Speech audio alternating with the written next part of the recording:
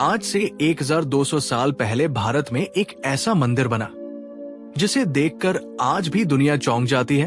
एक ऐसा मंदिर जो किसी पहाड़ पर नहीं बल्कि खुद एक पहाड़ को काटकर बनाया गया है। जी हाँ, हम बात कर रहे हैं एलोरा के कैलाश मंदिर की। दुनिया का सबसे बड़ा मोनोलिथिक स्ट्रक्चर, यानी एक ही पत्थर से बना ये मंदिर न सिर्फ हमारी इंजीनियरिंग की समझ को चुनौती देता है, बल्कि ये सवाल भी खड़ा करता है, आखिर इसे बनाया कैसे गया? क्या इसे एलियंस ने बनाया या फिर वो इंसान थे जो सचमुच देवता जैसे कौशल रखते थे? आइए इस रहस्य से भरे मंदिर की कहानी को समझते हैं विस्तार से। महाराष्ट्र के छत्रपति संभाजी नगर से 30 किलोमीटर दूर स्थित है एक छोटा सा गांव एलोरा, और यहीं पर मौजूद है भगवान शिव को समर्पित कैलाश मंदिर। ये जो आप पूरा पहाड़ देख रहे हैं, यही मंदिर है। इस पहाड़ को ऊपर से नीचे तक काटकर एक एक पत्थर को हटाकर ये भव्य मंदिर उकेरा गया। कल्पना कीजिए, एक 10 मंजिला इमारत जितना ऊंचा और फुटबॉल ग्राउंड जितना बड़ा एक पहाड़, जिसे ऊपर से काटना शुरू किया गया और तब तक काटा गया जब तक केवल एक चीज बची, मंदिर। करीब 2 लाख टन पत्थर हटाए गए। आज अगर इतनी मात्रा में पत्थर उठाने की बात करें तो 11,000 ट्रक लगेंगे। तो फिर सवाल वही है, इतना सब कैसे संभव हो पाया? मंदिर की संरचना अद्भुत है। गोपुरम यानी मुख्य द्वार से प्रवेश करते ही सामने दिखता है नंदी मंडप, फिर सभा मंडप और फिर अंत में गर्भगृह जहां शिवलिंग स्थापित है। 107 फीट ऊंचा इसका शिखर बताता है कि कभी ये पहाड़ कितना विशाल रहा होगा। मंदिर के आधार पर बने हाथियों की कतार, ऐसा प्रतीत होती है मानो पूरा मंदिर उनकी पीठ पर टिका हो। वही दीवारों पर की गई नक्काशियां रामायण और महाभारत की गाथाओं को जीवंत कर देती है।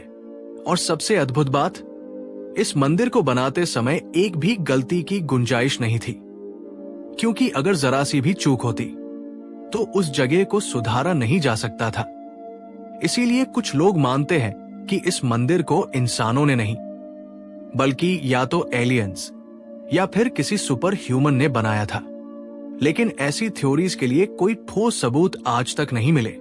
इसके विपरीत आर्कियोलॉजिस्ट को क्लियर एविडेंस मिले हैं जो बताते हैं कि यह मंदिर इंसानों ने ही बनाया।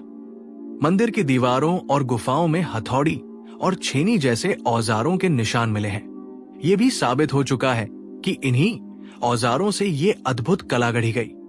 सच तो यह है कि भारत में रॉक कट आर्किटेक्चर की परंपरा कैलाश मंदिर से भी सदियों पुरानी है।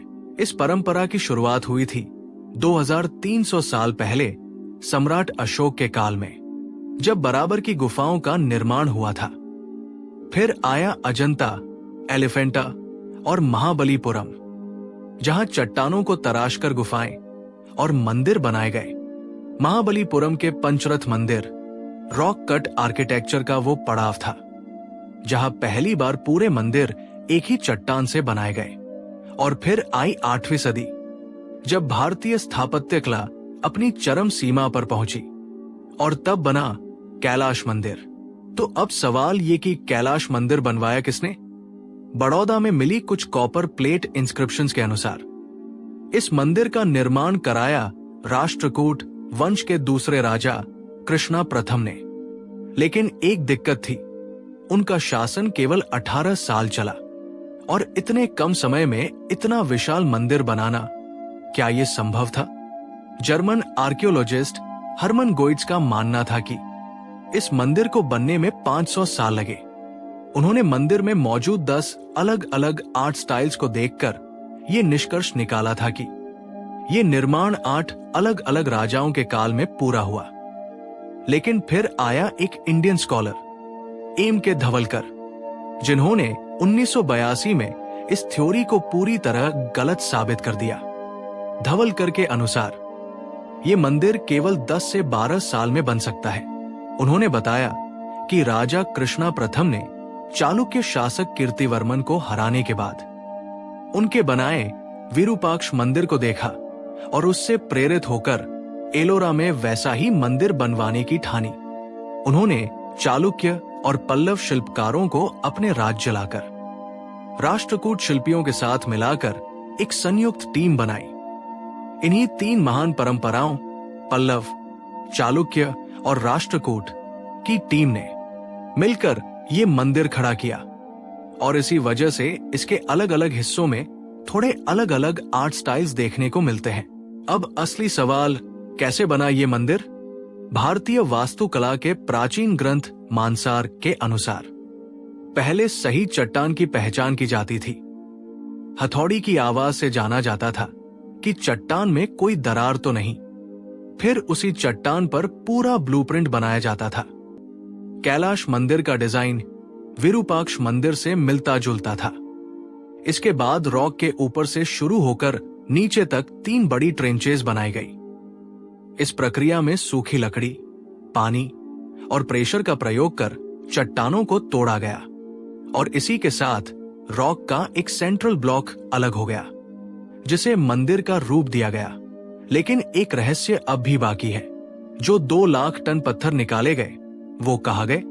कुछ थ्योरीज कहती है कि उन्हें आसपास की सड़कों या इमारतों की नींव में इस्तेमाल किया गया या फिर नजदीकी घाटियों में फेंका गया, लेकिन आज तक उनका कोई ठोस प्रमाण नहीं मिला। शायद समय के साथ वो पत्थर मिट्टी में मिल गए और शायद यही वो रहस्य है जो इस मंदिर को और भी जादुई बना देता है। कैलाश मंदिर सिर्फ पत्थर का ढांचा नहीं, ये हमारे पूर्वजों की बुद्धिमत्ता, मेहनत और कल्पना की पराकाष्ठा है। एक ऐसी विरासत जो आज भी गर्व से कहती है, हमने ये किया है और कोई चमत्कार नहीं, ये हमारी लगन और समर्पण का प्रमाण है। अगर आपको ये कहानी पसंद आई हो तो अगली बार जब आप एलोरा जाएं, तो एक पल ठहरकर इस पत्थर में छिपी मेहनत की आवाज को जरूर सुनिएगा।